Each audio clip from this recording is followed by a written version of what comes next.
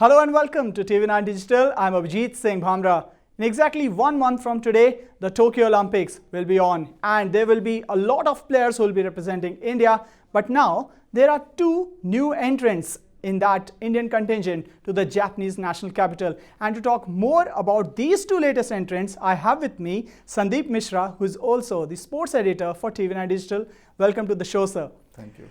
So firstly, it's about ladies first. So we'll be talking about the discus thrower Kamalpreet Kaur.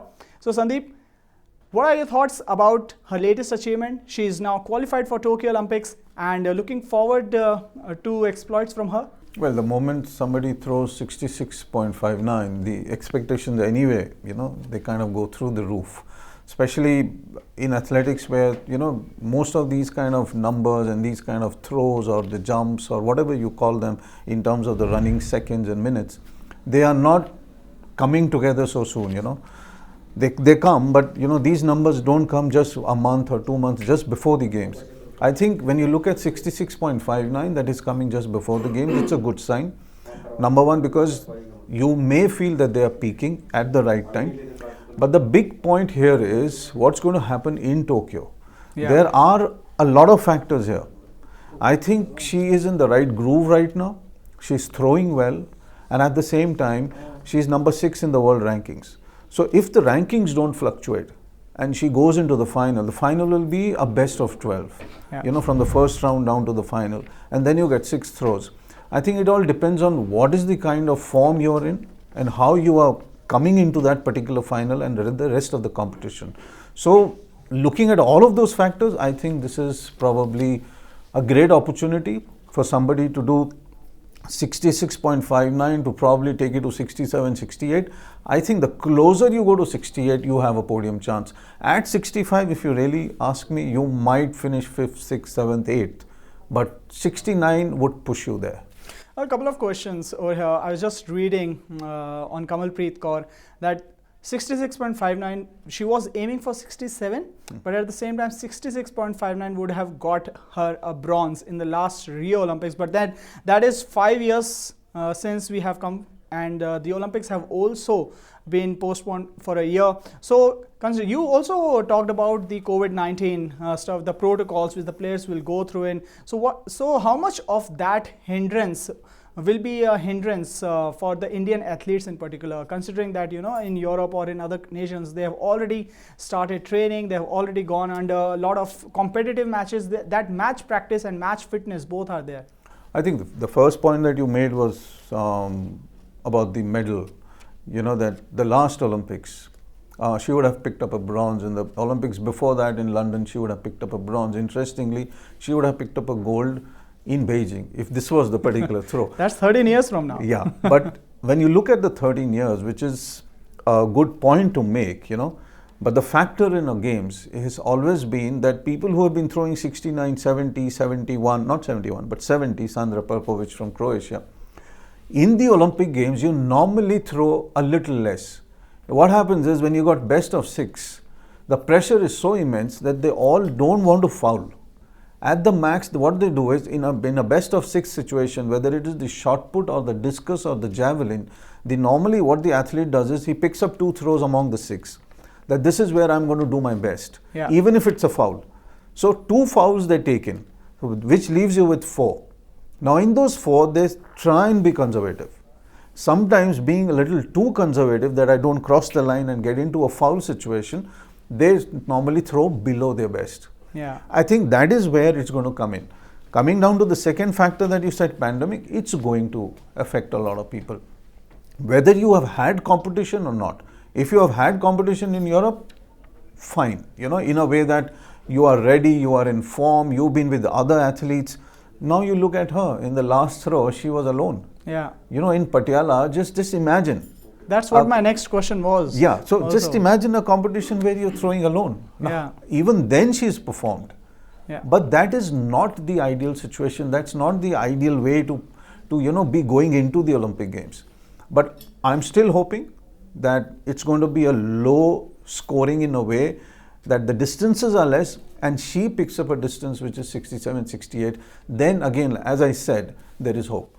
Well, carrying on from where you left, no competition. Now that's a major factor. Like how difficult it is for an athlete to actually push himself or herself in such a scenario, because I'm running alone in a race and I'll be number one. So that actually pushes you back a little, that there's a comfort zone in that. But still, like you said, that she wanted to compete and she wanted to give her best and was targeting 67, but in the end finished just below 66.59. So how difficult it is for a player or for a competitor, taking into consideration that it's the Olympics we are talking. I think it's actually light at the end of the tunnel. Yeah. Even though it is difficult.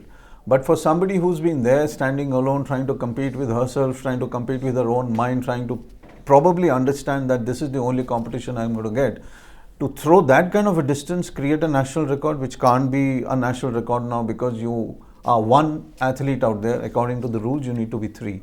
Only then the national record becomes a national record, which is a pity.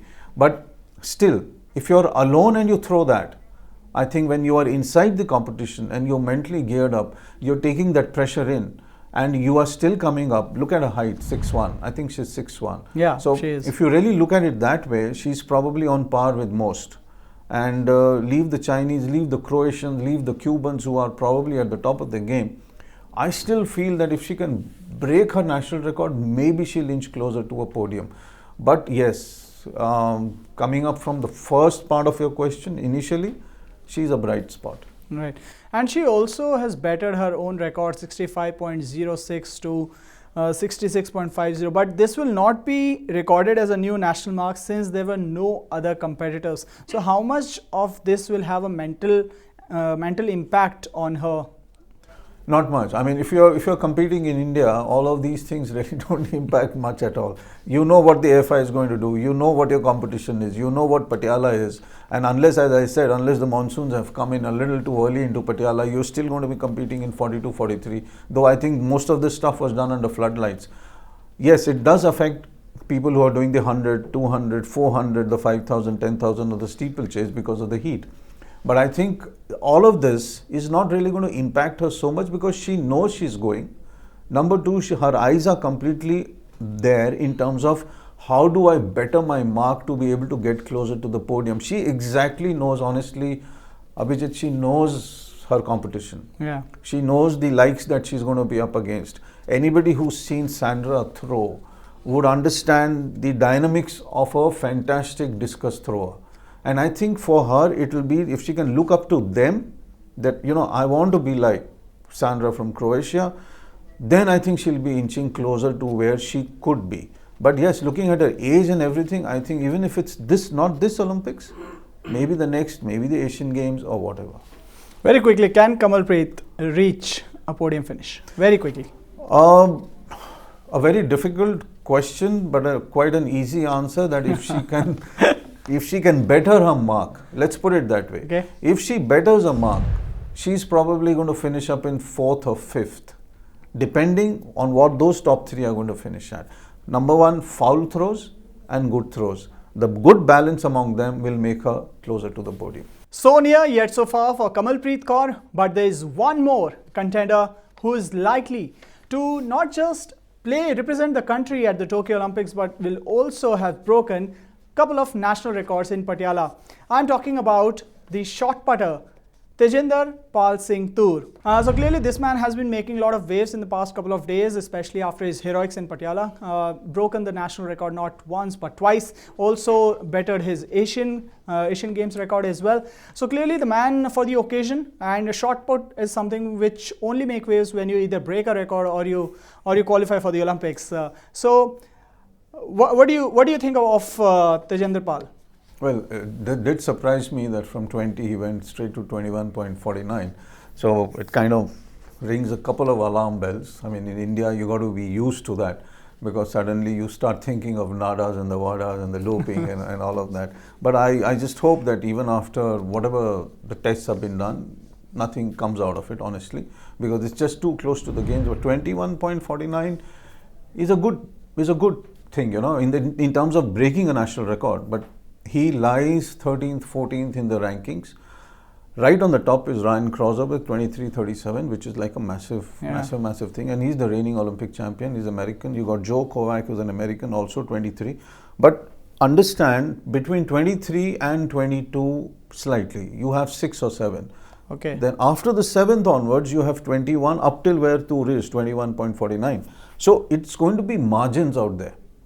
But at the same time, I don't see the Americans yielding spot. In Tokyo, just take it from me, it's going to be between Joe Kovac and Crouser. One of those two is going to finish up 1-2, 1-2. You know, it's too difficult to beat those two chaps out there. One is 6'8". How much is Toor? 5'11". 5'11". But yes, having said that, 6'8" is a massive height. Yeah. Because when you do the turn, it helps. Just imagine, Crouser does gymnastics in his free time because he needs agility. Yeah. So look at that guy. He has to eat probably around 5,000 calories a day. And top of that, he's 6'8". Look at the weight he's taking on 5,000 calories. And he does gymnastics to be able to do the turn on a short putt. Look at the kind of capability these people are, doing in terms of levels. So I think where 21.49 Toor is excellent. Yeah. Unless something drastically goes wrong between 7 and 13 at the Olympics, Toor, if he finishes top 6, it's going to be a huge thing. First, he needs to get into the top 12 to be able to reach the final to get his 6 throws. But any top 6, and I think it's going to be a massive achievement for a shot putter. So will he surprise you if he gets into the top 5 or top 6? He will surprise me if he finishes 6th. He will surprise me if he finishes 7th. He will surprise me if he finishes 8th. I will be shocked beyond comprehension if he finishes 1, 2, 3, 4. Okay. The podium, I don't think is possible. Okay. The other guys, like you pointed out very, very clearly, competition. Our boys are not getting the competition they require. Yeah. 21.49 at home. Just imagine if you give these guys the Diamond League, if you give them Europe, if you give them the competitions that UK is going through. Imagine the US Olympic trials. A guy finishes 9.89 in 100 meters and is not on the bus to Tokyo. 9.89. A 9.89 in India, though of course I'm not comparing honestly, but a 9.89 will take it to the top headline of any TV channel, any newspaper, in that regard. Yeah. So just imagine the competition there. And the difference as well. Of course. Ability, skill, all of that works. Yeah. And if you have ability and skill, you also need somebody of that same ability and skill to be able to pit yourself against. At this moment of time, Toor, 21.49, I think he should rest a little easy. Okay. That he's going to Tokyo #1 and out there handle the pressure. And also let's just focus on Toor at the moment. All of his 3 shots in Patiala were above the qualifying mark. Yeah. So let's just focus on the man. We're not just taking anything away from Toor, what he has done, but also going by the performance in Patiala. What is the reason behind this, incredible transformation which we have seen from this guy? No, I think it's down to #1, the Olympics. Okay. Okay, like 2 years back, if it was the Asian or the Asian Games, you know in your mind which is the competition. You can probably throw around 20 plus. There's China, there's Japan, there's Korea. There are a lot of the Iranians out there. But out here, they exactly know. Okay, I need to qualify. The first step is Tokyo. The first step is any Olympic Games, because at the end of the day, being an Olympian is a standard you got to meet. Achievement. Now that you've met it, I think you need to understand from the coaching side, from the kind of competition you're going to face, and understand that Toor as an athlete, the coach as a coach, they do understand who's in the top 12 and how to match it. As I said, anything 6, 7, 8, and I think it's going to be good. Tajinder managed to surprise Sundeep. All the answers to these questions will be answered by all the athletes in Tokyo. But at the end of the day, an Olympian is an Olympian, and we should just celebrate for the moment what these track and field athletes, in the absence of competition, #1, and also in COVID-19 situation, is what they have achieved. Be it competition or no competition, at the end of the day, they are the ones who will be representing India at the grandest stage of them all, the Olympics, in exactly 1 month from today. So that's all what we have in this special edition of Target Tokyo for all of you. Thanks a lot, Sundeep, for your time and for your inputs, and we look forward to your time and inputs in the near future as well. And in the meantime, for all the news and updates regarding India and around the world, keep on watching TV9 Digital.